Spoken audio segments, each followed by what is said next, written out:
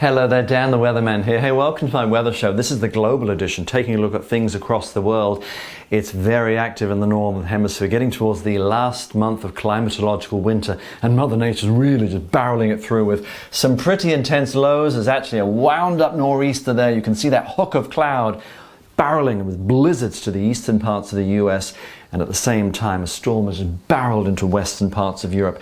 The same theme this winter. Further north, it's down to very, very warm seas, the Pacific, the Atlantic, and of course the cold air coming out of the Arctic, the polar vortex. Over the course of the week, where you see those meet, that's where you get the oomph in the atmosphere, and that's where you get the areas of low pressure. We'll see the polar vortex wobble. So where the purple is, the coldest air, we've had much of this winter a cross-polar flow, dragging the purple, the cold, all the way down and sitting over eastern parts of North America. That will shift east. We'll get some surges of cold to eastern parts of Europe, and then by the end of the week, see how the purple, it starts creeping down into western parts of North America too. So places like the Canadian Rockies and down towards the US West, you'll get a cool down too. That could set the zone for some pretty active stormy weather across the southeast US. This is the upper level winds. And if you follow the winds, North America's sitting here, Europe is there. So these are the upper winds that push the weather system. Where you see red, that's a bend, that's a V-U shape, an upper trough, that's oomph in the atmosphere. That's the blizzard, that's the system moving from the east coast of the US. And then the other one there, that's the one that barreled in with its damaging winds into northern and western parts of Europe. See this flow here? That's coming straight from Siberia all the way down to North America. Cross-polar flow. You think, no, doesn't it normally go that way? Yeah, it does, but the way the things have been going, it's just changed. But this week, that will change slightly with some oomph in the atmosphere, pushing what we call the ridge around. See how the flow will stop slowly, but you're still going to get active weather. And follow this bend here, that will come down. And when it gets more V-like, that's when it gets rather nasty. That could be a risk for severe weather right there. Parts probably from Texas, Louisiana, in towards perhaps Mississippi, Alabama, later in the week. Quieter weather into parts of Europe, but still pretty active. And remember that cold spell as well. That's the blizzard there, the blue you can see on the top edge.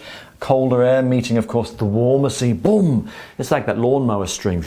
And boom, off the low goes. It deepens or bombs out as it churns into that warmer sea. Tracks up to the Maritimes. The big high that's been sitting to the west of the British Isles slowly fades, and as it does, that allows the cool to surge its way slightly further west. Not just Eastern Europe, but there'll be some cooler surges coming into the British Isles. Follow that one there, going in through probably Thursday. More wintry weather across the eastern US. But remember the cool here, that's going to track down with some more snow into perhaps the intermountain west of the US.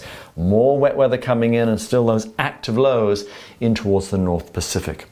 Heading south, we're talking tropical cyclones, and this particular one here is Bat-Sarai, sitting right there. This is the Indian Ocean, perfect bath-like water, good conditions, heads up Mauritius and perhaps parts of Madagascar in the coming days. Could be a Category 2, Category 3 as that churns its way through. And the monsoonal trough pretty busy over Australia. See how that's like a spider-looking thing? An upper level low, loads of moisture, and that's the higher cloud just spreading out there. That'll bring some good rain. You've got another tropical low there towards the north and west of New Zealand. Heat is the story, and rainfall, loads of it. Accumulated rainfall over the week. Loads in the tropics, northern parts of Australia. That's well over 100 millimeters. And look at that track of wet weather into the west to the South Island of New Zealand.